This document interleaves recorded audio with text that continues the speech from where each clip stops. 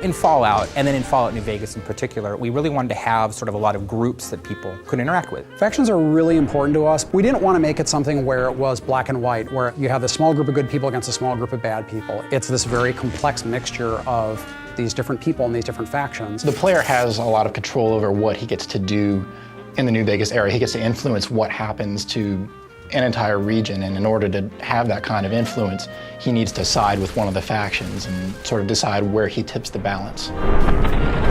It's all about war, and that's what Fallouts have been about, is war, and so how we're really showing that is war between these factions.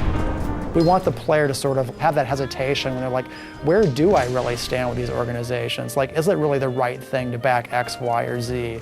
And even if I go off on my own, what does that mean for everyone who's living in the world of New Vegas?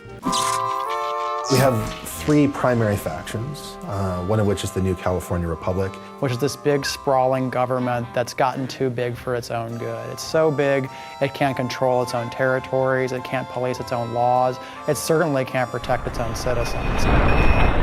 On the other hand, approaching from the east, looking to lock horns with the New California Republic, is this huge army of slavers called Caesar's Legion. Which is this terrifying war band of slaves that has come from out of the Grand Canyon area that is just conquering everything in its path. NCR and Caesar's Legion are sort of stalemated at the Colorado River and at Hoover Dam. Hoover Dam is one of our signature locations in the game, and to be honest, it's what everyone is fighting over. It's still able to provide power for part of the region, which is its big draw. Of course, Mr. House is playing into it as well, because Mr. House doesn't want NCR to win, ultimately, because he doesn't want them to take control of the Strip. But that's not going to happen, because you're going to work for me. The general idea is that we have the three major factions, Mr. House, NCR, and Caesar's Legion, but then there are all these sub-factions like the Great Khans, the Powder Gangs, the Kings, the Boomers, the Followers of the Apocalypse, and the player can go to those groups and try to shift alliances. We want the player to experience those factions. We want them to know what politics are at stake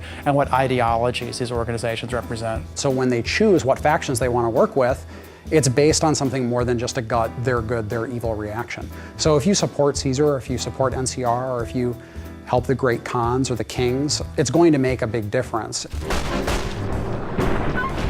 You can decide, you know what, I don't think any of you are really particularly well suited to be running this place, so I'm gonna fix that. That's where you essentially are either the active champion of Vegas, or you basically just said, it's anarchy now.